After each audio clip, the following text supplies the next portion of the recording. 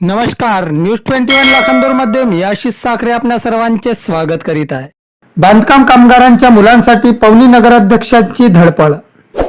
शिष्यवृत्ती प्रकरणी जिल्हाधिकाऱ्यांना निवेदन, तात्काळ कारवाईची मागणी। डॉक्टर विजया नंदुरकर यांचा पुढाकार। शिक्षणावर कुठलाही परिणाम होऊ देणार नाही, प्रशासनाला इशारा। समाजकारणाची जाण आणि जनतेच्या प्रश्नांप्रती असलेली बांधिलकी याची प्रचिती पुन्हा एकदा पवनी नगर परिषदेच्या अध्यक्षा डॉक्टर विजया नंदुरकर यांनी दाखवून दिली आहे। भंडारा जिल्ह्यातील बांधकाम कामगारांच्या मुलांना शासनाच्या शैक्षणिक शिष्यवृत्तीचा लाभ मिळत नसल्याच्या गंभीर प्रश्नावर त्यांनी थेट जिल्हाधिकाऱ्यांना निवेदन देत तात्काळ कारवाईची मागणी केली आहे। त्यांच्या या ठोस भूमिकेमुळे कामगार वर्गांमध्ये नवचैतन्य निर्माण झाले असून प्रशासनालाही जाग येण्याचे चिन्हे दिसत आहेत।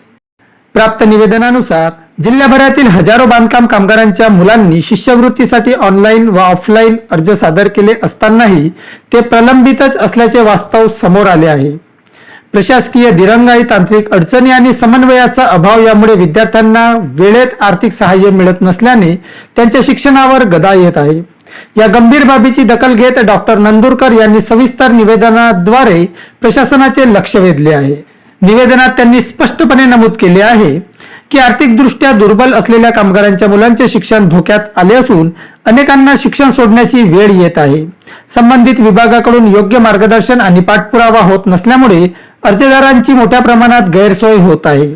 याशिवाय सहाय्यक कामगार आयुक्त कार्यालयाच्या कार्यपद्धतीवरही प्रश्नचिन्ह उपस्थित करीत त्यांनी जबाबदार अधिकाऱ्यांवर कारवाई करण्याची मागणी केली आहे।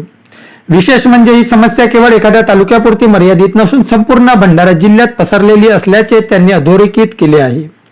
कामगार संघटनांकडून आंदोलनाचा इशारा देण्यात आल्याची बाबही त्यांनी निदर्शनास आणून देत कायदा व सुव्यवस्थेचा प्रश्न निर्माण होण्यापूर्वीच प्रशासनाने तातडीने पाऊल उचलावीत असा इशारा दिला आहे।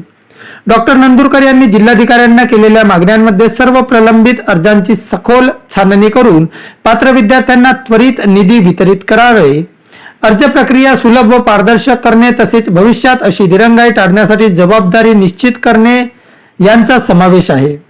त्यांच्या या ठाम आणि अभ्यासपूर्वक भूमिकेमुळे कामगार वर्गांच्या प्रश्नांना योग्य व्यासपीठ मिळाले आहे। यापूर्वीही विविध सामाजिक प्रश्नांवर तत्परतेने आवाज उठवणाऱ्या डॉक्टर विजया नंदुरकर यांनी नुकतीच लाखांदूर तालुक्यातील दुर्दैवी घटनेत मृत्यू पावलेल्या शेतकऱ्यांच्या कुटुंबाला दिलेली सांत्वनपर भेट असो किंवा ग्रामीण भागातील मूलभूत समस्यांवर घेतलेली दखल, त्यांच्या कार्यातून जनतेशी असलेले जिव्हाळ्याचे नाते सातत्याने दिसून येते। डॉक्टरी व्यवसाय, नगराध्यक्ष पदाची जबाबदारी आणि समाजकारणाची तळमळ या तिन्ही क्षेत्रात संतुलन साधत त्या काम करत आहेत।